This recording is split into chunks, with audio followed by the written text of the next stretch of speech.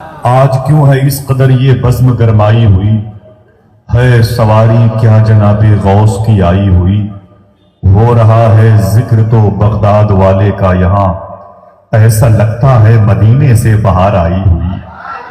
ہو رہا ہے ذکر تو بغداد والے کا یہاں، ایسا لگتا ہے مدینے سے باہر آئی ہوئی۔ خلیفہ حضور تاج الشریعہ علامہ شاہ مختار عالم رضوی شاہ صاحب قبلہ نے اپنی دعاؤں سے مشفقانہ عنایات سے نوازا۔ اللہ ان بزرگوں کا سایہ دراز فرمائے۔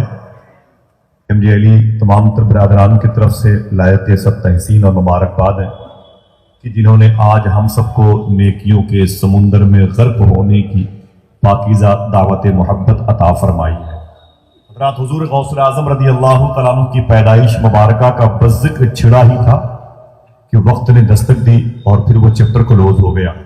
آئیے بات کرتے ہیں حضور غوث اعظم ہی کی پیدائش پر اور جلسے کے اوائل عمری کو عنفوان شباب میں تبدیل کریں۔ یہ مشائخ علماء بیٹھے ہوئے ہیں، میرے محسن شاعر محبت جناب محترم تاج رضا صاحب قبلہ اورنگ آبادی بیٹھے ہوئے ہیں۔ آپ لوگ جتنے ہیں اگر آدھے ہوتے یا کوئی نہیں ہوتا تب بھی یہ جلسہ تو قبول ہو جاتا۔ حضور غوث اعظم کی ذات سے منسوب ہے۔ حضور غوث اعظم معلوم ہے کہ شہر میں پیدا ہوئے، معلوم ہے عراق کے بغل میں ایک ملک ہے ایران، بڑا مقدس ملک ہے، ابھی 2 دن رہ کے آیا ہوں، بڑا مقدس ملک ہے ایران۔ اسی ملک میں ایک شہر ہے جسے کہتے ہیں مشہد، جہاں امام علی رضا آرام کر رہے ہیں، امام موسیٰ کاظم کے لاڈلے۔ اسی ملک ایران میں ایک شہر کا نام ہے اصفہان، جہاں ممبئی شہر کے وزیر مالیت مخدوم بہاؤالدین شاہ اصفہانی آرام کر رہے ہیں۔ اسی ملک ایران میں ایک شہر کا نام ہے سمنان، جہاں سرکار مخدوم اشرف جہانگیر سمنانی کی پیدائش ہوئی۔ اسی ملک ایران میں ایک شہر کا نام ہے سنجر، جہاں ہندوستان کے بادشاہ غریب نواز سرکار کی پیدائش ہوئی۔ ذرا محبت سے کہتے ہیں سبحان اللہ۔ اسی ملک ایران میں ایک شہر کا نام ہے بستان، جہاں سرکار مدار اعظم کی پیر مرشد سرکار بایزید بستانی کی پیدائش ہے۔ اسی ملک ایران میں ایک شہر کا نام ہے خرقان، جہاں سید العرفا شیخ سید ابو الحسن خرقانی کی پیدائش ہے اور آرام بھی کر رہے ہیں۔ اسی ملک ایران میں ایک شہر کا نام ہے شیراز، جہاں شیخ سعدی شیرازی آرام کر رہے ہیں۔ اسی ملک ایران میں ایک شہر کا نام ہے جام، جہاں ایک روایت کے مطابق علامہ عبد الرحمن جامی آرام کر رہے ہیں۔ اسی ملک ایران میں ایک شہر کا نام ہے جیلان، جہاں حضور غوث اعظم کی پیدائش ہے۔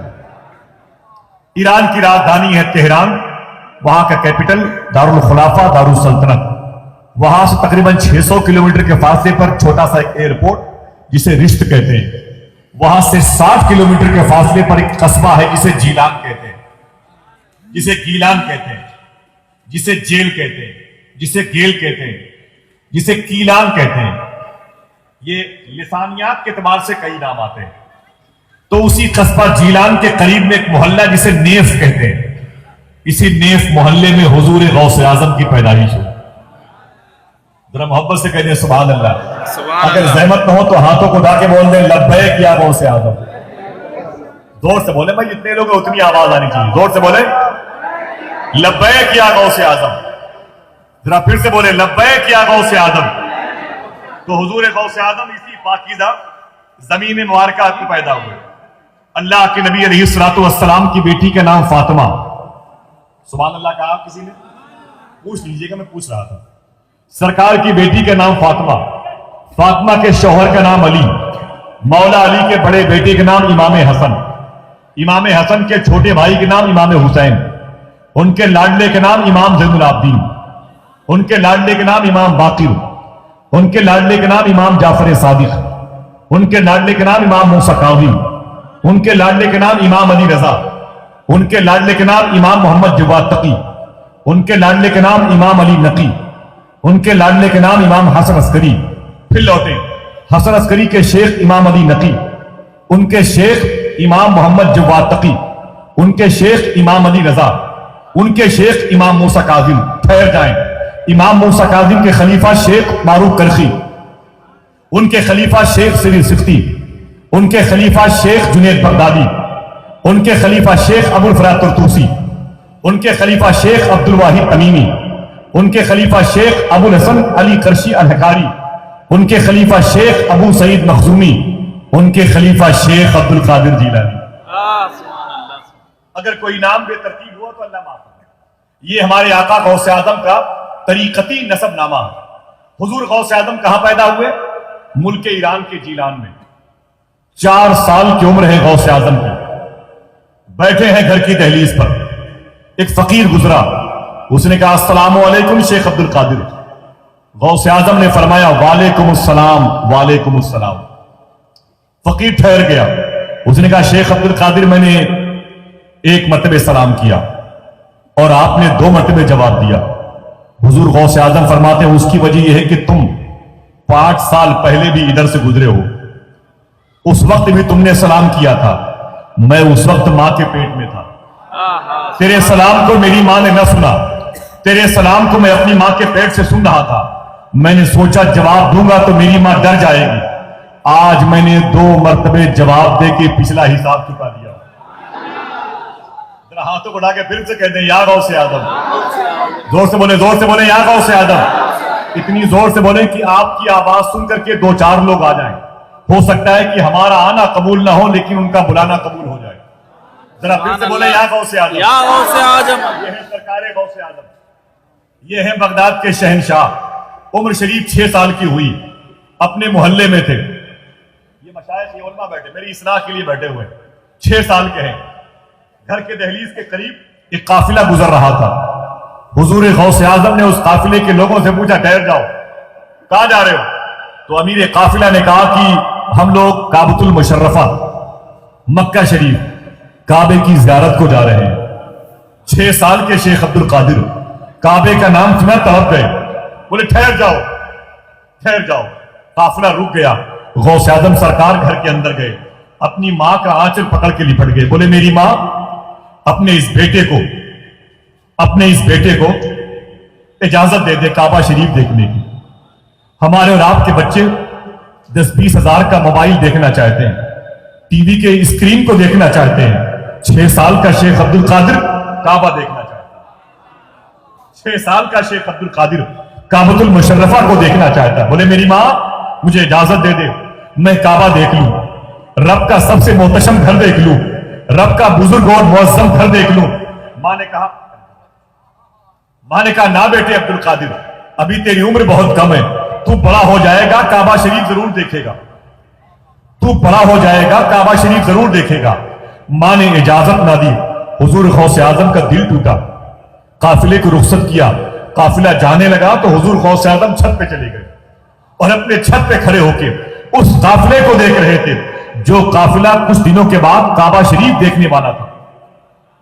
قافلے کے گرد و خمار نظر آئے، حضور غوث اعظم نے دیکھا کہ اب قافلہ جا چکا ہے، آپ اپنے گھر کی چھت پہ رونے لگے۔ کعبے کی جدائی میں غوث اعظم 6 سال کی عمر میں رو رہے ہیں۔ جب کوئی 6 سال کی عمر میں اتنا تڑپتا ہے کعبے کی محبت میں، تو پھر اس کی محبت 1400 سال کے بعد کسی ایسے شخص کے دل میں بیٹھتی ہے جو اپنے باپ علامہ نقی علی خان سے 6 سال کی عمر ہی میں بریلی میں سوال کرتا ہے، میرے باپ یہ بتائیں کہ جغرافیائی نقشے کے مطابق اپنے گھر سے بغداد کدھر ہے؟ باپ نے کہا علامہ نقی علی خان نے۔ بیٹے کیوں؟ تب اس 6 سال کے بچے نے کہا تھا میں اس طرف پیٹ کر کے نہیں بیٹھنا چاہتا جس طرف شیخ عبد القادر جیلانی آرام کر رہے ہوں۔ اگر باپ نقی علی خان ہے تو اسی کا بیٹا اعلیٰ حضرت امام احمد رضا خان 6 سال کے شیخ عبد القادر آنکھیں ٹپ ٹپ آنسوؤں سے کے بورڈ سے پریشر سے دب گئی، آنسو نکلے، حضور غوث اعظم کے دامن پہ گرے۔